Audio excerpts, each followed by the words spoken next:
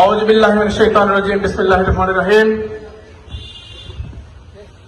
আসন্ন জাতীয় সংসদ নির্বাচন উপলক্ষে অধ্যক্ষের আজকের নির্বাচনী সভার সম্মানিত সভাপতি, মঞ্চে উপস্থিত আছেন ৬ নং ফতেপুর ইউনিয়নের বিএনপি নেতৃবৃন্দ, উপজেলা নেতৃবৃন্দ এবং আমার প্রাণপ্রিয় সংগঠন বাংলাদেশ জাতীয়তাবাদী ছাত্রদল ৬ নং ফতেপুর ইউনিয়ন শাখার বিভিন্ন স্তরের নেতৃবৃন্দ উপস্থিত আছেন। ৬ নং ফতেপুর ইউনিয়ন এবং পার্শ্ববর্তী বিভিন্ন ইউনিয়ন থেকে, প্রত্যন্ত অঞ্চল থেকে আগত সকল নেতৃবৃন্দ, আপামর জনতা, বক্তব্যের শুরুতে গ্রহণ করুন আমার সালাম। আসসালামু আলাইকুম ওয়া রাহমাতুল্লাহি ওয়া বারাকাতুহু। সম্মানিত উপস্থিতি, আমি আমার বক্তব্য দীর্ঘায়িত করছি না।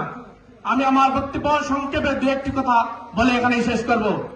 আপনারা জানেন, বিগত 2009 সালের ফখরুদ্দিন মঈনুদ্দিনের টাকার বস্তার বিনিময়ে যে নির্বাচন হয়েছিল, সেই নির্বাচন কালো টাকার মাধ্যমে যে নির্বাচন ক্ষমতা দখল করেছিল, তার ধারাবাহিকতায় 2014 সালের নির্বাচন তারা জোরপূর্বক ভাবে নির্বাচিত হয়েছিল।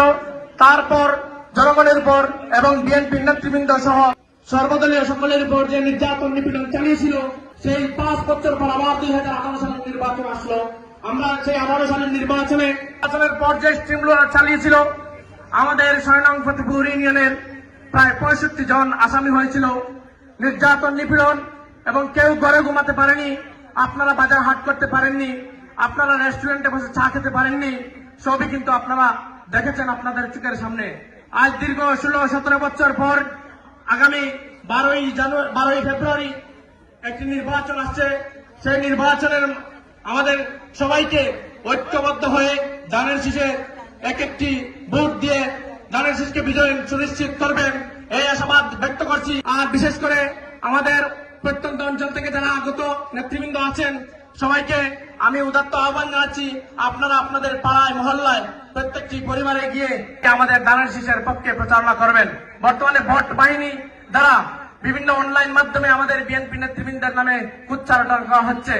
আপনারা তার প্রতিবাদ গড়ে তুলবেন এবং ফাঁদে পা না দিয়ে আপনারা আপনাদের যে 16 বছরের যে অত্যাচার, নির্যাতন, নিপীড়নের জবাব 12 ফেব্রুয়ারি ভোটের মাধ্যমে, ব্যালটের মাধ্যমে জয়যুক্ত করবেন, এই আশাবাদ ব্যক্ত করে আমি আমার সংক্ষিপ্ত বক্তব্য এখানে শেষ করছি।